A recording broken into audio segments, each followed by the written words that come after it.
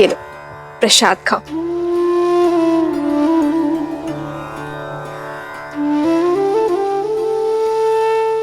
तुमने केवल मुख से ही माता नहीं कहा हनुमान, मन से भी माना है।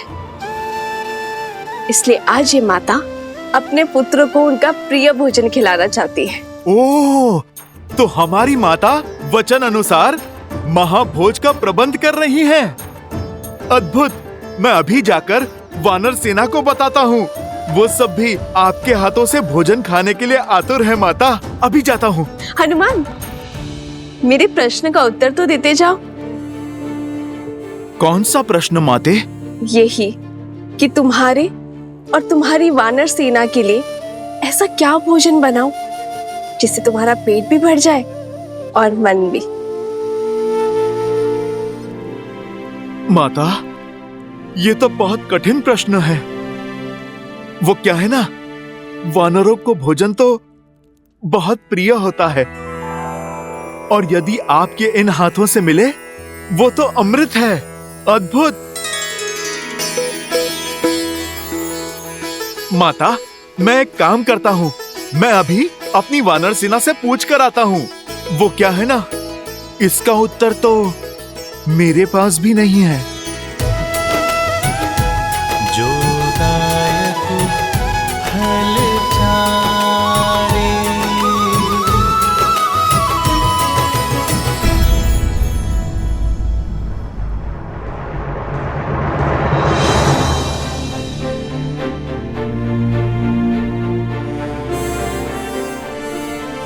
ना हमारा शत्रु सरल है और ना ही उससे यह युद्ध सरल होगा। इस युद्ध को जीतने के लिए बल से अधिक बुद्धि का प्रयोग करना होगा। शत्रु की शक्ति का भान हमें लेना होगा। किंतु महाराज, हम शस्त्र से लड़ सकते हैं, माया से नहीं। मुझे आज्ञा दीजिए भैया। वन में आने को मायावियों को धराशायी करने का अनुभव है मुझे। इन्हें भी परास्त करने का कोई ना कोई मार्ग अवश्य ढूंढ ही लूंगा मैं। लक्ष्मण, वन में आए संकट और प्रजा में छाए आतंक में अंतर होता है। सर्वप्रथम हमें इस बात का ध्यान रखना होगा कि हमारी प्रजा आतंकित ना हो।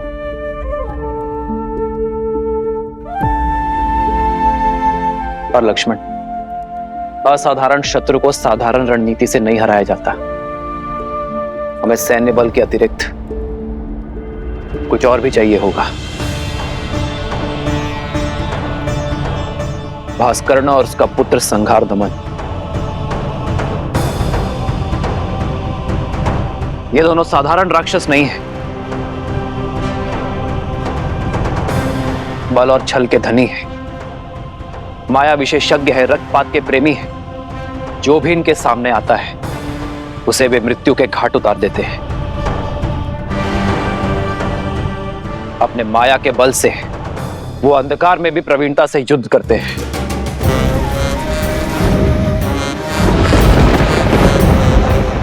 ब्रह्मदेव के वरदान अनुसार भास्करण को न धरती पर मारा जा सकता है, न जल में और न ही आकाश में।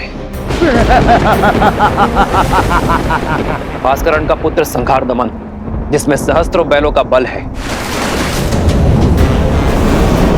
जिसके सानिध्य में आठों दिशाएं, सागर का बवंडर और चक्रवात है।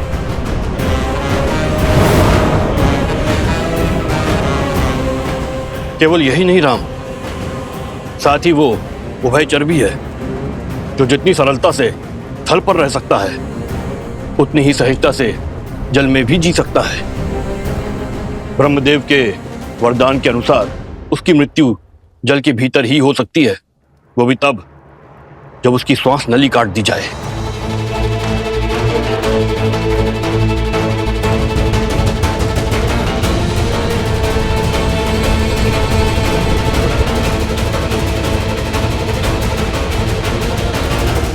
मित्र, वानर सेना सज्ज है। इस युद्ध में भी हम आपका साथ देने का सौभाग्य पाएंगे। हाँ प्रभु, इस धर्म युद्ध में हम आपके साथ हैं। आप बस आदेश दीजिए। यह आदेश का नहीं, विदा देने का समय है मित्र। मेरी वानर सेना वनवास में राम और लक्ष्मण की ढाल बनी। किंतु अब ये युद्ध केवल अयोध्या का है। आप सब अतिथि हैं। अपने परिवार के साथ महाभोज का आनंद लीजिए और आनंद होकर किष्किंधा लौटिए। वहां स्वराज्य की स्थापना करना ही आपका उद्देश्य है मित्र। यह युद्ध अयोध्या के राजा राम का है और इसे लड़ने का दायित्व मेरा है।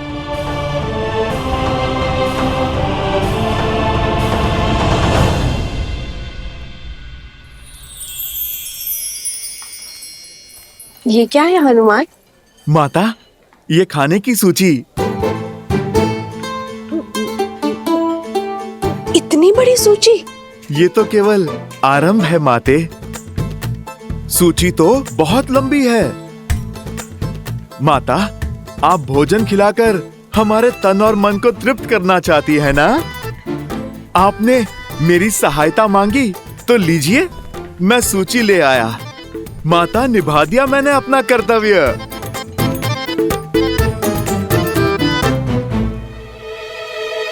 अब तो आप प्रसन्न है ना? हाँ, प्रसन्न हूँ। उर्मिला, चलो शीघ्र अतिशीघ्र भोजन बनाना आरंभ करते हैं।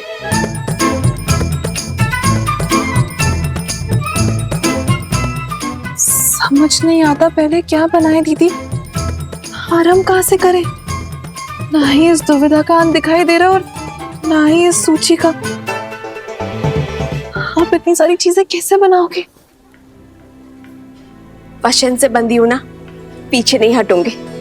चलो।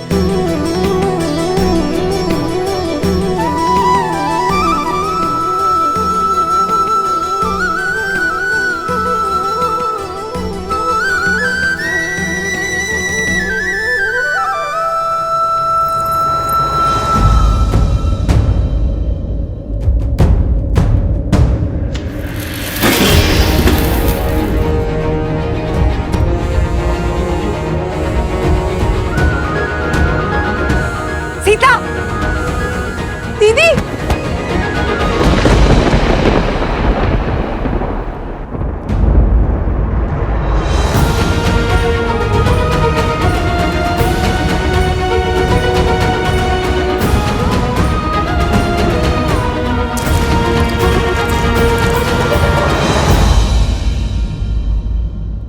यदि हमें शत्रु के बल का पूरा ज्ञान हो जाए तो समझो ये युद्ध हमने आधा जीत लिया है।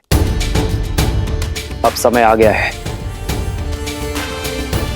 कि अपनी शक्ति को इस प्रकार सज्ज करें कि हमारा शत्रु अचंभित हो जाए। हमें उपयुक्त शस्त्रों को खोजना होगा। प्रभु, प्रभु, प्रभु, वो माता सीता। प्रभु, क्या हुआ सीते को? क्या हुआ सीता को? बोलो हनुमान। प्रभु, वो माता सीता मूर्छित हो गई हैं।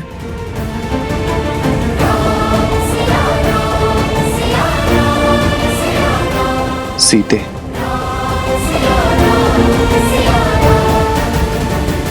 वैद्य जी, मेरी चित्त की व्याकुलता को मिटाइए। बताइए क्या हुआ है सीता को? चित्त में चिंता नहीं, आनंद को भर ले राजमाता। इस धरा पर शीघ्र ही श्री राम के उत्तराधिकारी के नन्हे नन्हे पग पड़ेंगे।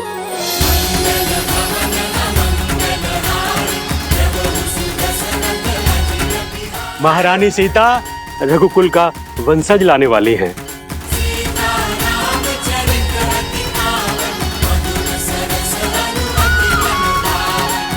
सच? मेरे राम की संतान आने वाली है। आपको कोटि कोटि धन्यवाद।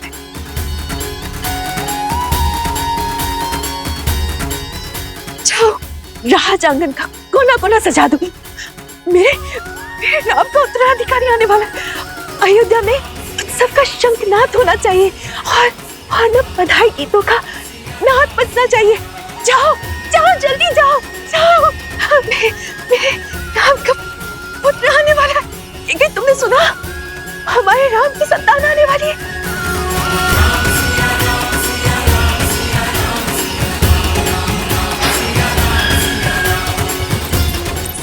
सुनो, शुभ समाचार है।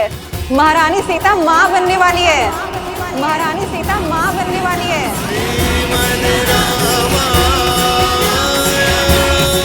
सीते,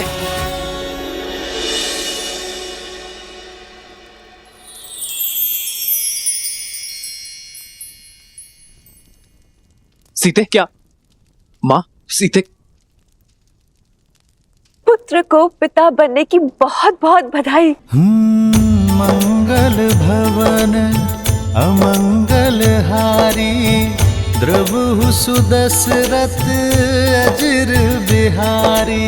राम सिया राम जय जय राम। राम सिया राम जय जय राम। अरे अब भावों में बहती ही रहोगी या तैयारियां भी करोगी? पूरे राजमहल और सारी अयोध्या में उत्साह और उत्सव का रंग भी तो बिखेरना है। चलो चलो सखियों। हो हर्षित रही नगर के लोगा, करहि सकल सुर दुर्लभ भोगा। अब पहले से अधिक ध्यान रखना होगा तुम्हें सीता का। इस अवस्था में पत्नी का संबल और पति का साथ उसका प्रेम ही तो होता है। अहनिसि विधि मनावत रही, श्री रघुबीर चरण रति चाही। चलिए दीदी, अब पत्नी पति को समझाएगी उसे क्या सुविधाएं चाहिए। राम सिया राम सिया राम सिया राम। राम सिया राम सिया राम। राम सिया राम सिया राम सिया राम। राम सिया राम सिया राम।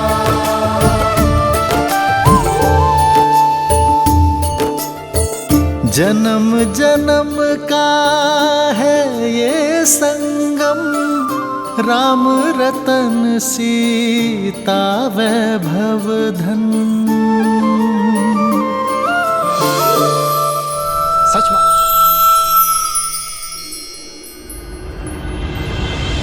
सिया राम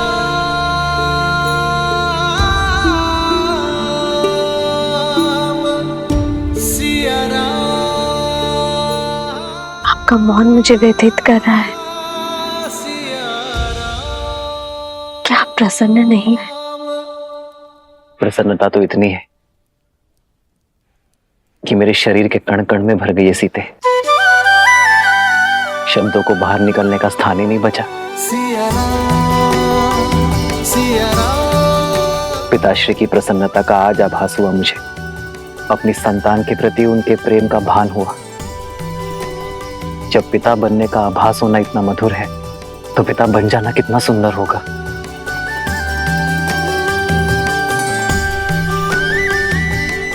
जीवन में सदा मेरा साथ और समर्पण दिया है तुमने सीते, किंतु आज उससे बड़ा उपहार देने के लिए तुम्हारा धन्यवाद। रघुकुल का कुलदीपक आने को है, ऐसे में महारानी का आहार विशेष और विशिष्ट होना चाहिए। राजमाता प्रणाम। मैया ने संसार का सबसे बड़ा सुख दिया है प्रभु को। आप उनसे कहिएगा अब वानर सेना भोज का 2 गुना आनंद उठाएगी। पुत्र तो माता की व्यथा समझ गया, किंतु क्या व्याकुल वानर सेना समझ पाएगी? सीता रसोई घर में नहीं जा सकते, 3 मास तक कोई श्रम नहीं कर पाएगी। होने वाली संतान के लिए माता का विश्राम करना अति आवश्यक है। भोजन अब वो पुण्यवासन संस्कार के पश्चात ही बना पाएगी। माता, ये तो शुभ है। कुमार और प्रभु श्री राम का भोज एक साथ हो जाएगा। और आप वानर सेना की चिंता ना कीजिए। हम वानर तन से चाहे कितने भी कठोर हों, मन से उतने ही भोले और कोमल हैं माता। उन्हें तो मैं व्यंजन की और भी लंबी सूची बनाने में उलझा दूंगा माता। माता, प्रभु श्री राम के पुत्र के लिए उनके भक्तों को ये प्रतीक्षा भी स्वीकार है।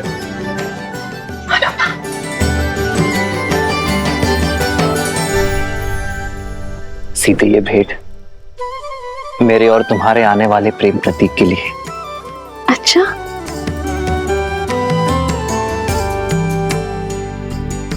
संसार में आने से पहले ही इसने आपका प्रेम भी बांट लिया।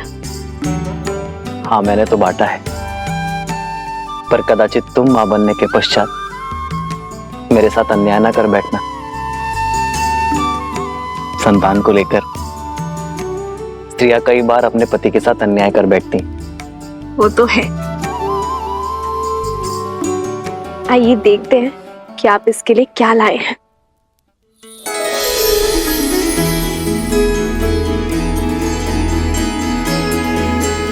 वेद मंत्र के ताड़पत्र, बस? हाँ सीते, क्योंकि अपनी होने वाली संतान में धर्म के बीज बोना ही माता पिता का सबसे बड़ा कर्तव्य है। एक स्त्री को तो जीवन भर उपहार में वस्त्र और आभूषण मिलते हैं, किंतु गर्भावस्था में एक स्त्री के लिए उत्तम भोजन और ये पुस्तक ही सर्वश्रेष्ठ उपहार होता है।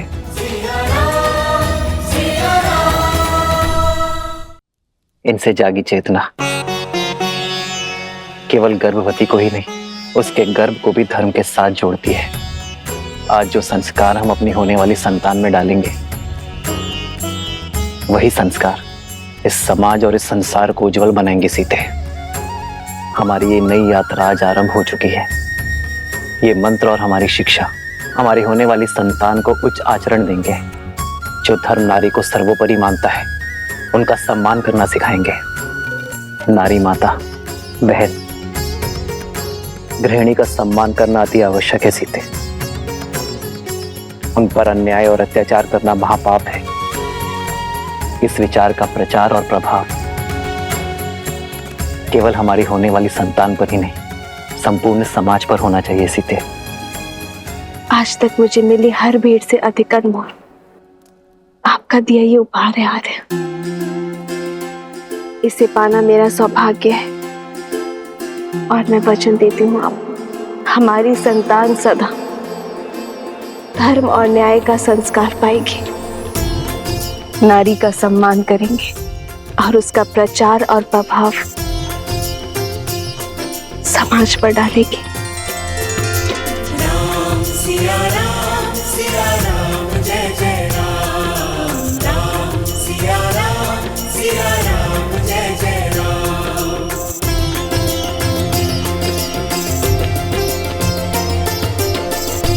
सीते, मेरे इस उपहार के बदले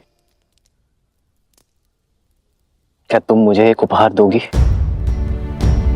कल जो प्रश्न तुम मुझसे पूछना चाहती थी, क्या उसका उत्तर सुन पाओगी? समय का खेल तो देखो सीते, जब माता ने हर क्षण मुझे तुम्हारे साथ रहने का आदेश दिया है, तभी मुझे तुम्हें छोड़कर जाना होगा। आप कहाँ जा रहे हैं आर्य? एक राजा का कर्तव्य निभाने, अपने राज्य के लिए युद्ध लड़ने।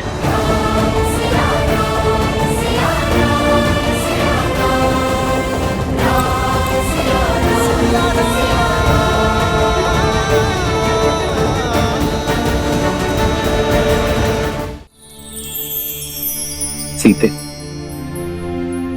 रावण के मामा भास्करण ने अयोध्या पर आक्रमण कर दिया है। अपनी प्रजा की रक्षा के लिए मुझे अस्त्र उठाना होगा। जिसके पास धर्म और न्याय की ढाल हो, उसे अधर्म का कोई वार नहीं हरा सकता। मुझे विश्वास है कि विजय आपकी ही होगी आर्य। और रही बात हमारे साथ की, तो माता पिता का कर्तव्य संतान को भविष्य के लिए सच करना भी तो है ना। इसे धर्म और न्याय के जीते जागते उदाहरण से आपसे सीखना होगा कि ये राजा रामचंद्र का पुत्र है।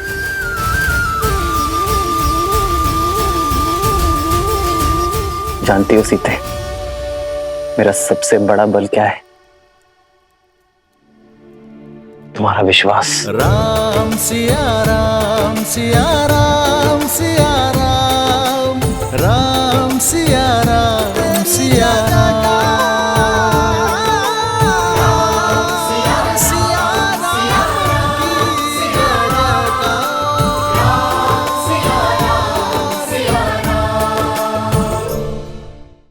लो तुम भी मुख मीठा करो, अयोध्या के नए युवराज आने को हैं। कितना शुभ समाचार है ना। हाँ, ईश्वर करे महारानी और उनकी संतान को सुखी रखे एकदम। बहुत शुभ समाचार है सच में। कितनी खुशी की बात है ना ये।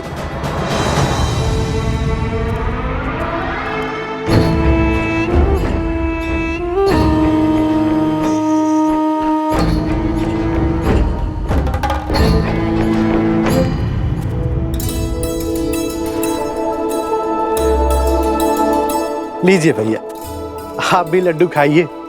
हमारे राजमहल में लल्ला आने वाले हैं, प्रभु श्री राम के उत्तराधिकारी आने वाले हैं। खाओ खाओ।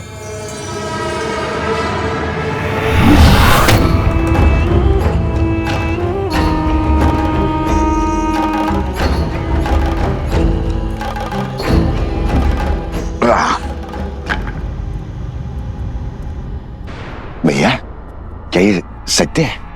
श्री राम की संतान होने वाली है? हाँ हाँ, सुना नहीं? सारे अयोध्या में लड्डू बट रहे हैं। चलो अच्छा है। जो 14 वर्ष में नहीं हुआ वो अब हमारे कानों को सुनने को मिल रहा है। क्या क्या कहना चाहते हो? क्षमा करना भैया, वो क्या है ना कि 14 वर्ष से कोई शुभ समाचार मिला नहीं और अचानक से वनवास से लौटते ही ये संतान की खबर। लड्डू खाओ, लड्डू खाओ।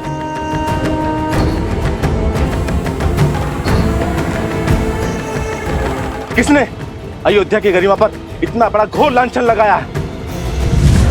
किसने उनके गरिमा का वध किया? किसने?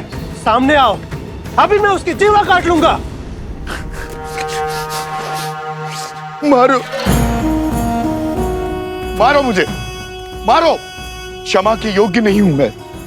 बचपन में माता मारती थी, बड़ा हुआ तो मित्र मारने लग गए। इस जीवा के कारण ये स्थिर नहीं रहती है, कहीं पे कुछ भी बोल देता हूं मैं।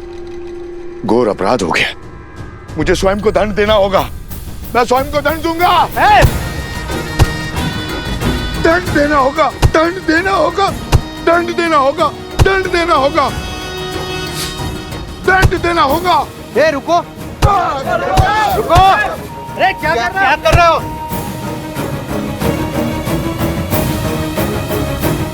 श्री राम और अयोध्या से प्रेम ही इतना है, सुख के समय पे भी तर्क खोजने लग गया।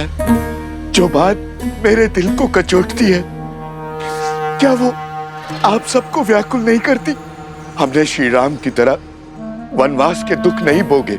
हमने तो महारानी सीता की तरह 6 महीने उस दुष्ट रावण की लंका में रहने का दंश नहीं भोगा। सोचिए, विचार कीजिए, क्या क्या हुआ होगा उस 6 मास में। क्या क्या बीती होगी महारानी सीता पर। क्या ये विचार आपको व्याकुल नहीं करता? अपनी व्याकुलता हमें नहीं, श्री राम को बताना, वही निर्णय लेंगे। चलो मित्रों। अरे रुको, रुको, कहां जा रहे हो? मैं स्वयं लज्जित हूं। अब तुम जाकर ये प्रश्न श्री राम से पूछकर उन्हें लज्जित करोगे? वो श्री राम जिन्होंने अयोध्या को मान दिया, सब मान दिया, उन्हें लज्जित करोगे? क्या उत्तर देंगे? उनका तो स्वयं संबंध है इस घटना से। देवी सीता के लिए रावण का वध किया है श्री राम ने।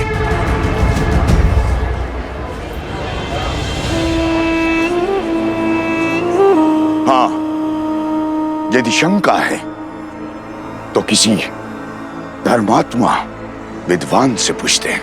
तो फिर मंदिर के पुजारी जी के पास चलते हैं। वो विद्वान भी है और धर्मात्मा भी, वही इसका उचित समाधान देंगे। ये उचित? बिल्कुल। हाँ। क्यों भाइयों? बिल्कुल हाँ, सही हाँ। बोल।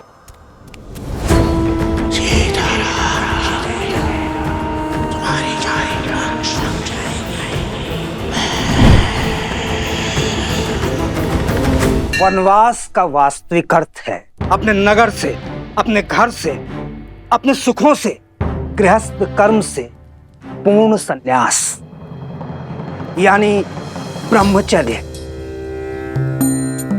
श्री राम जैसा पुरुष जिसके मन में धर्म के संस्कार बसते हों, वो वन के वातावरण में संतान को जन्म देके उस संतान को धर्म से वंचित नहीं कर सकता। वो अपना ब्रह्मचर्य नहीं तोड़ सकता।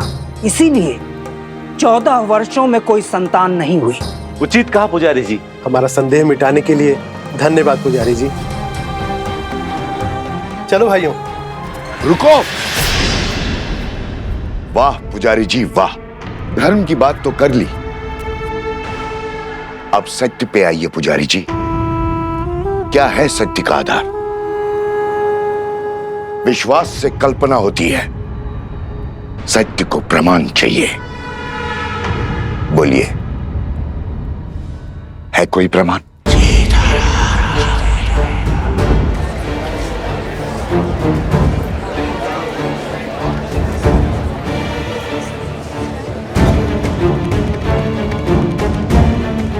क्या हुआ पुजारी जी? सत्य की आंधी ने विश्वास का आवरण उड़ा दिया। अरे अभी समय ही कितना हुआ है वनवास से वापस लौटे हुए। एक ने कही, दूजे ने मानी, बस वही दो ज्ञानी।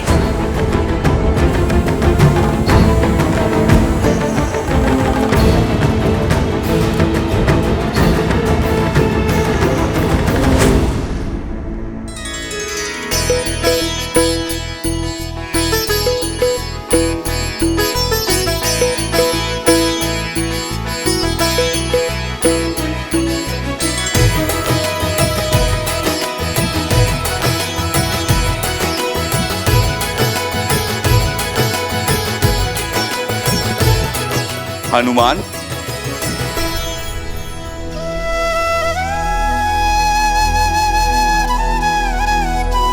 वाह हनुमान, तुमने स्वयं के साथ साथ बाकी सबको भी व्यस्त करके रखा हुआ है। प्रभु श्री राम युद्ध के लिए प्रस्थान करेंगे अब। अच्छा है महाराज, मेरा तो बैठे बैठे ये शरीर ही अकड़ गया था। परंतु हनुमान, इस युद्ध में वानर सेना भाग नहीं ले सकती, ये स्वयं श्री राम ने कहा है। आप निश्चिंत रहिए महाराज, मेरे होते वानर वीरों की कमी खलेगी नहीं प्रभु को। हनुमान, तुम समझ नहीं रहे हो। महाराज, मैं तो सब समझ रहा हूँ। बंधन में तो वानर सेना है, प्रभु राम का ये सेवक हनुमान नहीं।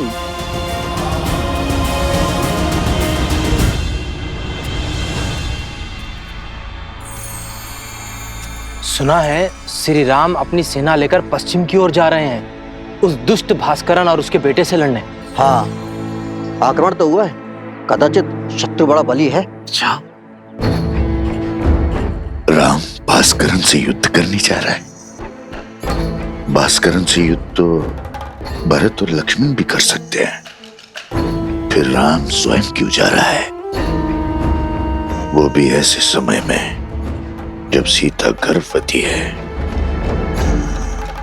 राम ऐसी मूर्खता क्यों कर रहा है?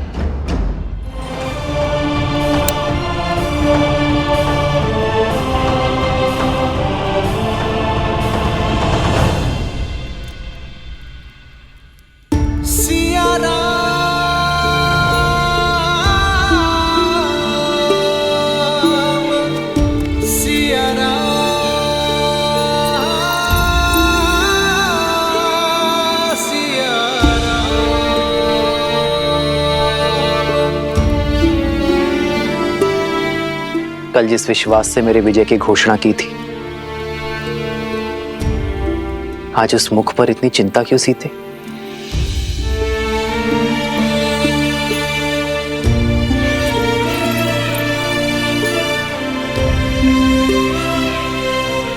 14 वर्षों तक आपका साहस, शौर्य और क्षमता देखने के बाद कि सीता कभी चिंतित हो ही नहीं सकती यार, परंतु एक होने वाली मां का स्वप्न बिगड़ जाने का शोक अवश्य है। इतने वियोग के पश्चात सोचा था कि अब आपसे कभी दूर नहीं रहूंगी, पर कर्तव्य आपको फिर हमसे दूर कर रहा है। कर्तव्य राम और सीता को कभी दूर कर ही नहीं सकता सीते। कर्तव्य तो हमें जोड़ता है। जानती हूं, पर ये इससे वियोग क्यों आ रहा है?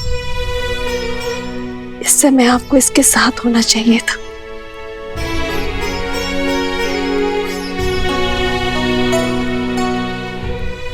सत्य कहते हैं सब। माता बड़ी स्वार्थी होती है। युद्ध पर मैं जा रहा हूं, पर चिंता तुम्हें अपनी संतान की है।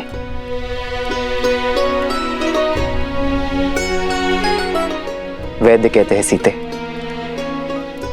कि संतान गर्भ से ही अपने माता पिता के भाव अनुभव करती है। तो ये वियोग हमारी संतान को और प्रबल बनाएगा। कर्तव्य की पुकार का पालन करने की सीख उसे गर्भ से ही मिल जाएगी। और मैं जानता हूं कि मेरी सीता इस वियोग को सुख सहयोग बना ही देगी। हमारे प्रेम और वनवास की कहानियां सुनाने का समय मिलेगा ना तुम्हें? तुम मेरी शक्ति हो सीते, मेरी ढाल हो इस धर्म युद्ध में। मुझे अपनी धर्म पत्नी के साथ की आवश्यकता है।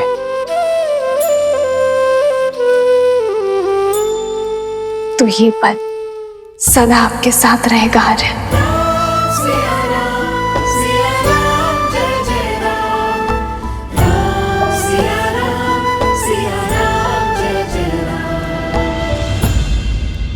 एक बात और, आप इस युद्ध में किसी को भी भेज सकते थे, पर आपने स्वयं नेतृत्व करना चुना। कुछ कारण बड़ा ही होगा, पर मैं नहीं जानती। पर कामना करूंगी कि आप मंतव्य में सफल हो। खड़ग की धार ये पथ मर्यादा पर चलते जग हित रघुनंदन। मेरे लिए विजय होकर लौटना आ रहा है।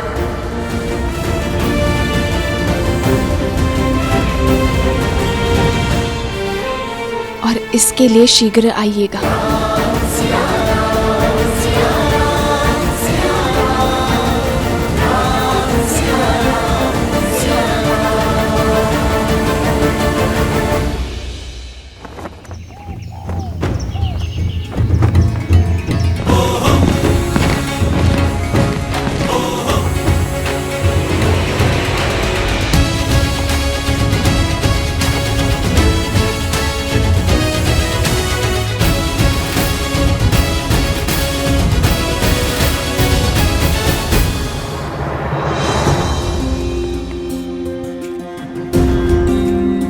स्वस्ति राम, विजय भव लक्ष्मण।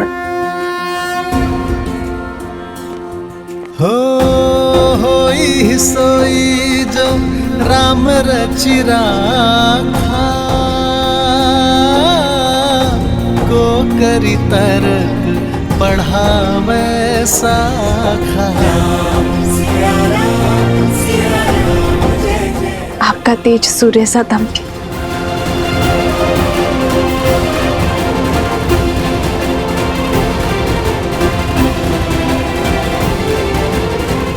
विजयी भव, विजयी भव। राम, तुम्हें शीघ्र ही राजमहल लौटना होगा। सीता के पुनः सावन संस्कार के लिए तुम्हें यहाँ होना अनिवार्य है। अवश्य मां। सिया राम, जय जय राम। जाओ लक्ष्मण।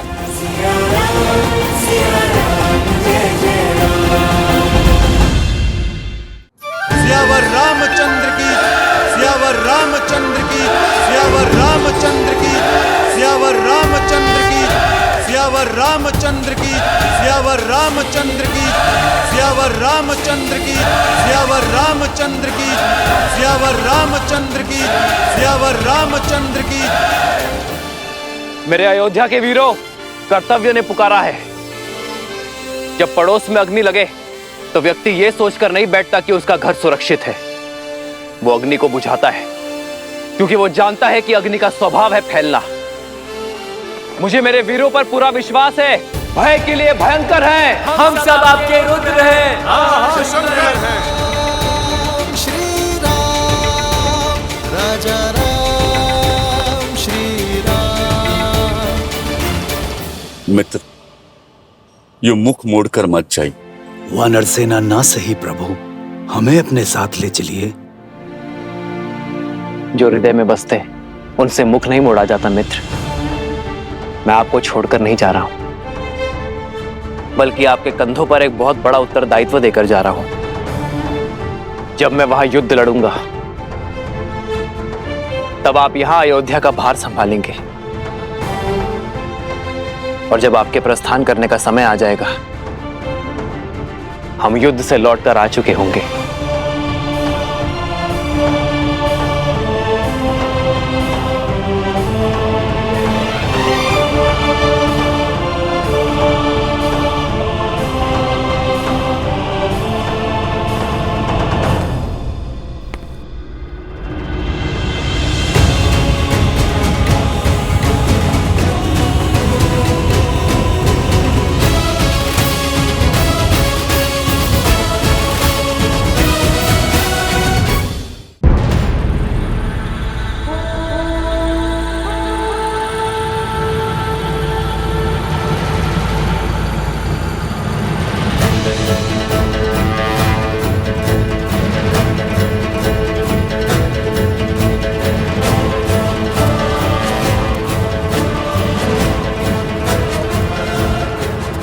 क्या हुआ भैया?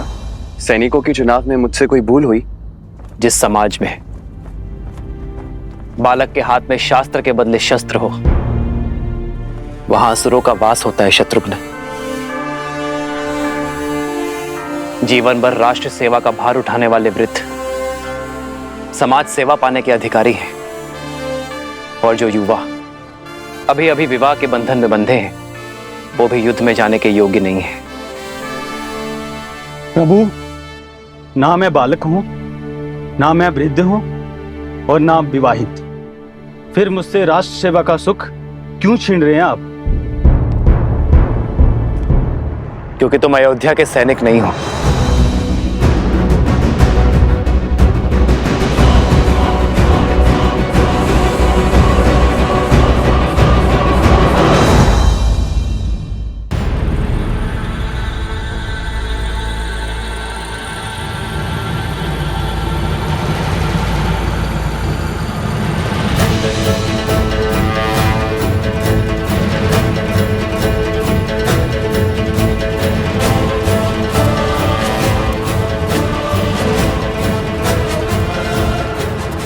क्या हुआ भैया? सैनिकों के चुनाव में मुझसे कोई भूल हुई? जिस समाज में बालक के हाथ में शास्त्र के बदले शस्त्र हो, वहां असुरों का वास होता है शत्रुघ्न। जीवन भर राष्ट्र सेवा का भार उठाने वाले वृद्ध समाज सेवा पाने के अधिकारी हैं, और जो युवा अभी अभी विवाह के बंधन में बंधे हैं वो भी युद्ध में जाने के योग्य नहीं है। प्रभु, ना मैं बालक हूं, ना मैं वृद्ध हूं, और ना आप विवाहित। फिर मुझसे राष्ट्र सेवा का सुख क्यों छीन रहे हैं आप? क्योंकि तुम अयोध्या के सैनिक नहीं हो।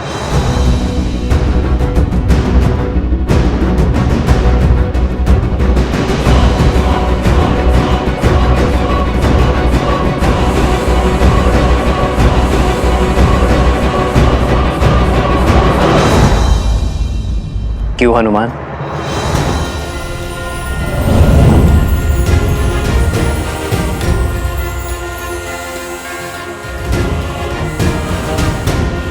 प्रभु प्रभु प्रभु, मैं अयोध्या का सैनिक नहीं हूं, इसलिए आप मुझे छोड़ के जा रहे हैं।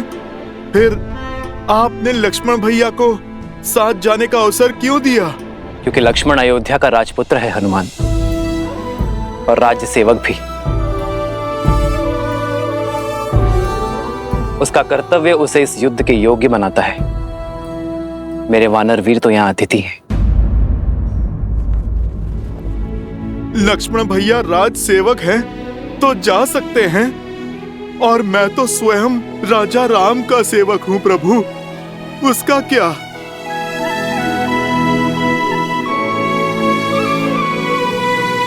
प्रभु, रघुवंशी कभी ना वचन तोड़ते हैं और ना ही भूलते हैं। फिर सदा मुझे सेवा में रखने का वचन देकर आप कैसे उससे मुक्त हो सकते हैं प्रभु? आप निर्णय कीजिए प्रभु, हनुमान क्या है, वानर या भक्त? तुम मम प्रिय भरत ही सम भाई कह के गले लगाया आपने, और अब आप प्रभु अतिथि कहकर दूर कर रहे हैं। ठीक है प्रभु, आप तो राजा हैं, बड़े दायित्व हैं आप पर प्रभु मेरा तो एक ही दायित्व है, अपने प्रभु श्री राम की सेवा। नहीं प्रभु, मैं उससे विमुख नहीं हो सकता। प्रभु, मैं आपके बिना जी नहीं पाऊंगा, नहीं जी पाऊंगा आपके बिना प्रभु। प्रभु प्रभु आप मान जाइए ना प्रभु, आप ले चलिए ना मुझे अपने साथ प्रभु। प्रभु आप मान जाइए प्रभु, ले चलिए ना मुझे अपने साथ प्रभु। हनुमान उठो।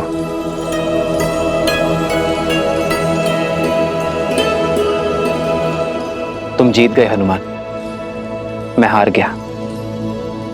चलो हमारे साथ, किंतु मेरी एक शर्त है। कैसी शर्त प्रभु? कि तुम शस्त्र नहीं उठाओगे।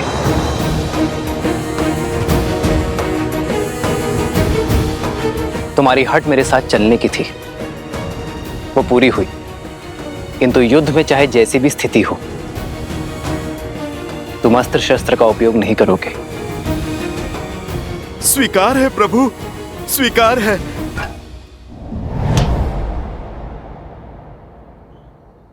आओ हनुमान।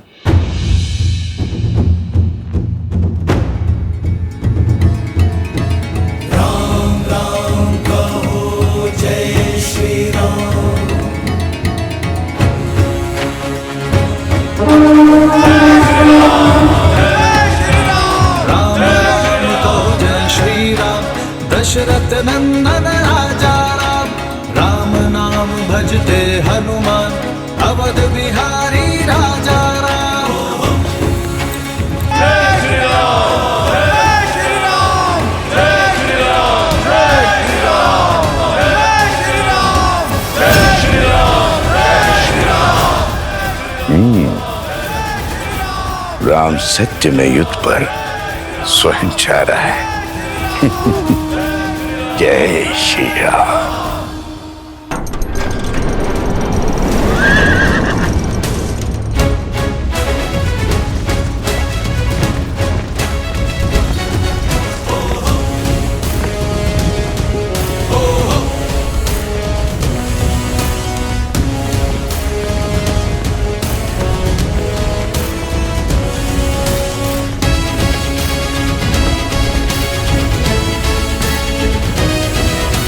पहली टुकड़ी दाईं ओर से और दूसरी टुकड़ी सीधा प्रहार करेगी।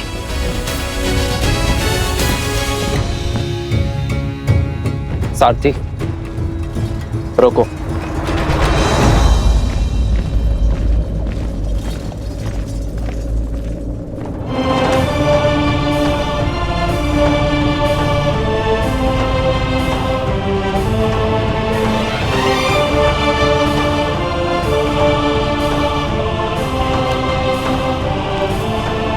प्रणाम ऋषिवर।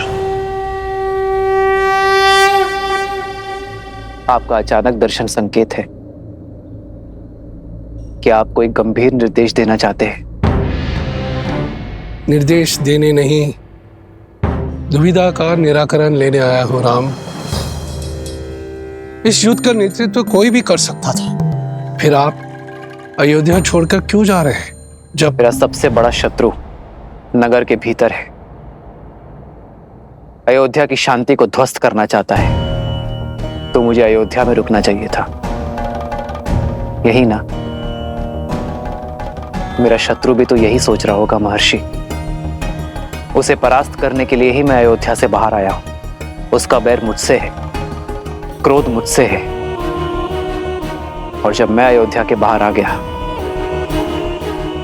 तो वो भी मेरे पीछे अवश्य आएगा। मैं भास्करण से युद्ध करने जा रहा हूं महर्षि। युद्ध में भले ही भास्करण से करने निकला हूं, किंतु भास्करण और संहार दमन केवल मेरे लिए माध्यम है। सहस्त्र रावण भास्कर्ण का भाई है महर्षि। भास्कर्ण को कष्ट में देखकर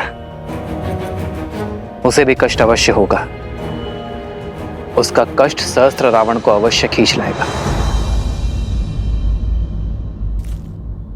आपके शौर्य पर संदेह नहीं है श्री राम। भय है आपके वास्तविक शत्रु सहस्त्रमुख रावण का, जो अपने अनंत मुखों से अनंत असत्य बोलता रहता और बार बार असत्य बोलते रहने से असत्य भी सत्य प्रतीत होने लगता है। उसमें आप ही की सेना को आपके विरुद्ध कर देने का सामर्थ्य है।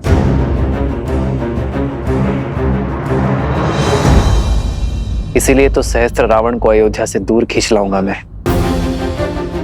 उसे अकेले ही ललकारूंगा, ताकि वो मेरी अयोध्या में असत्य का विष नहीं घोल पाएगा। और इसमें आपके प्राणों का संकट है। अपनी प्रजा के हित के लिए राम को मृत्यु भी स्वीकार है।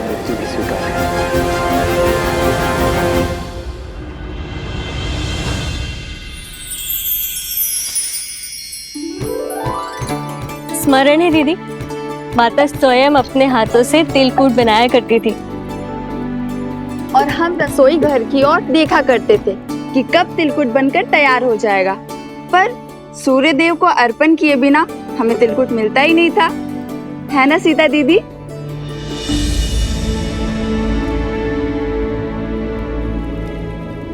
कहाँ खो गई दीदी?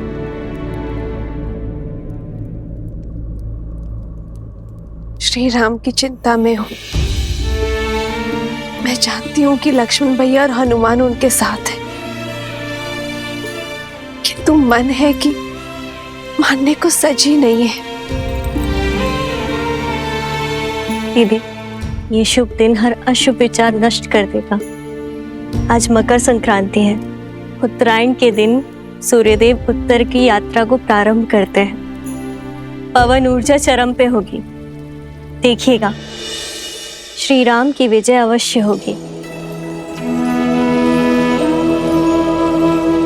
दीदी, चिंता छोड़ दीजिए और चलिए हम चलकर सूर्य देव से प्रार्थना करते हैं, सब शुभ होगा। आइए।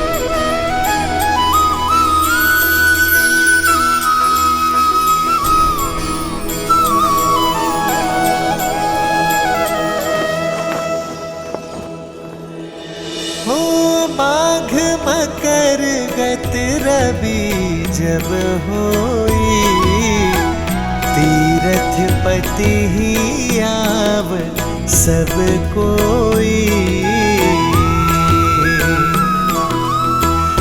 देव तनुज किन्नर नर श्रेणी, सादर मजही सकल त्रिवेणी। पूजही माधव पद जल जाता, परसी अखय बटु हर्षहि गाता। हे सूर्यदेव, मेरे श्री राम को युद्ध में विजय देना। शीघ्र अति शीघ्र लौटकर उन्हें परिवार और राज्य की सेवा करने का अवसर दीजिएगा। सुना नहीं क्या क्या बातें हो रही है नगर में? कैसी बातें? लोग आजकल कानाफूसी कर रहे हैं। राजा राम और माता सीता के विषय में। हाँ, मेरे पति ने भी मुझे राजमहल की सेवा छोड़ने के लिए निर्देश दे दिया है। क्यों, ऐसा क्या हुआ? क्या बातें कर रहे हैं आप लोग? बोलो, क्या बोल रही थी तुम? जी, वो मेरे पति दूसरी पत्नी लाना चाहते हैं, और जब मैंने विरोध किया और श्री राम के एक पत्नी व्रत होने पर दुहाई दी, तब उन्होंने क्रोधित होकर कहा कि राजाओं का क्या, वैसे भी श्री राम के प्रेम के आगे उनको कुछ गलत नहीं लगता। वो तो कुछ भी नीति बना सकते हैं, उनको कौन है कहने वाला। सामर्थ्य को दोष और स्वर्ण को दाग नहीं लगता, पर हमें राजाओं की चाल पर नहीं चलना। और कहा कि महल के वातावरण से मेरा मन दूषित हो जाएगा। कैसा दाग और किस पर लगा है? वो तो नहीं बताया। आने दो श्री राम जी को। जब ये प्रश्न राजसभा में सबके सामने पूछा जाएगा, तब हर रहस्य से आवरण हटाना ही पड़ेगा। मांडवी, श्रुतकीर्ति,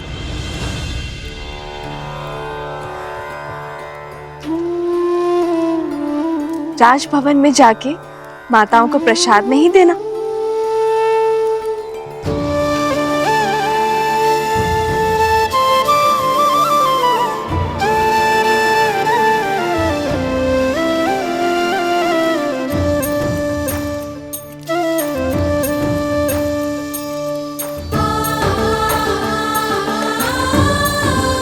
कितनी शुद्ध और सरल है देवी सीता, इनके बारे में कोई इतना ओछा कैसे बोल सकता है? दीदी,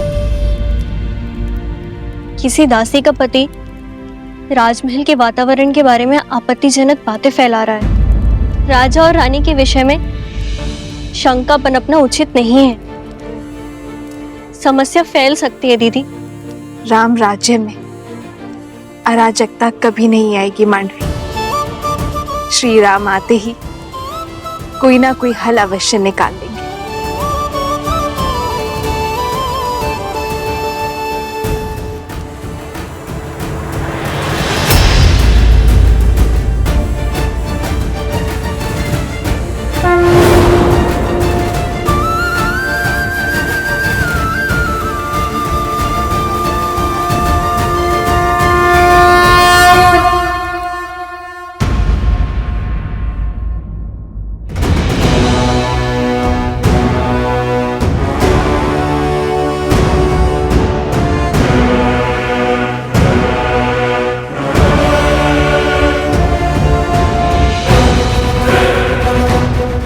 भास्कर्ण, आक्रमण से पूर्व अवसर दे रहा हूं।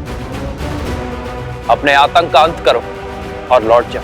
अभी तक तो आतंक का आरंभ भी नहीं हुआ है राम।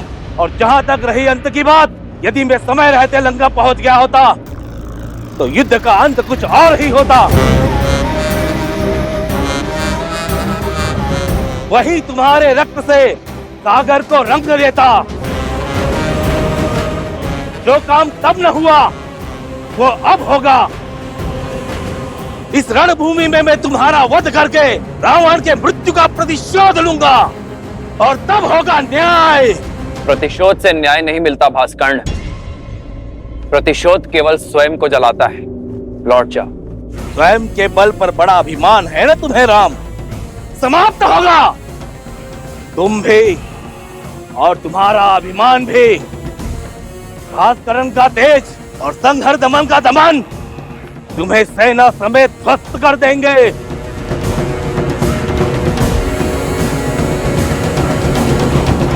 लक्ष्मण, मैं भास्कर्ण का सामना करूंगा। तुम संहार दमन को खोजो। और स्मरण रखना, वो उभयचर है।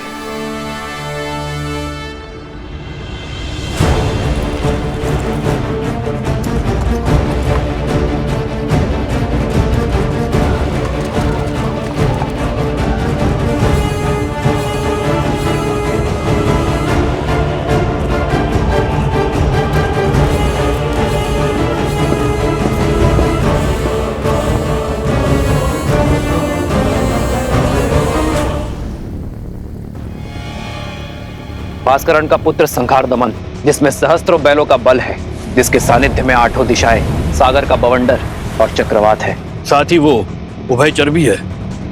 जो जितनी सरलता से थल पर रह सकता है उतनी ही सहजता से जल में भी जी सकता है।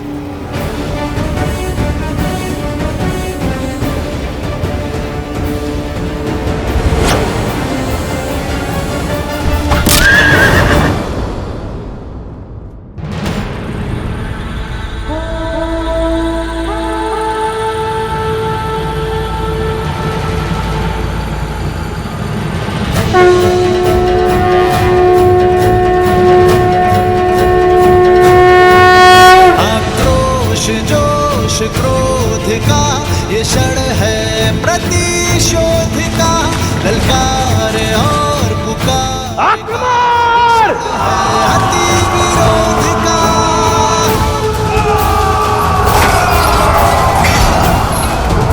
भास्करण, श्री राम रण की सावधान। धरे जो धीर है, आएगा प्रलय बरसने वाले तीर है, धर्म के संग अधर्म के विरुद्ध है, ये युद्ध है महायुद्ध है।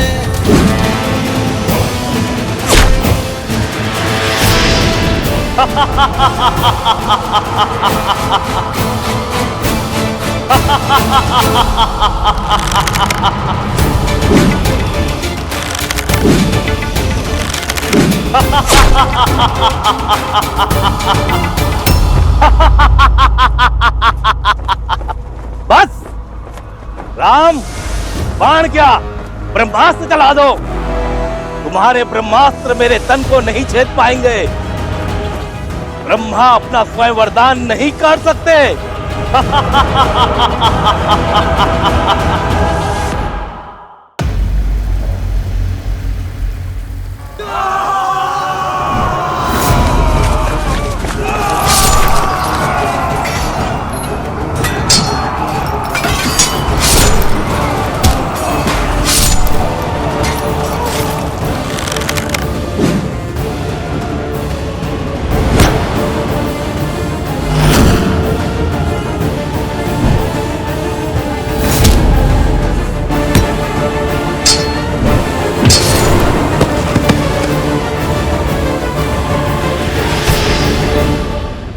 बताओ, कहां है सन्नार रमन?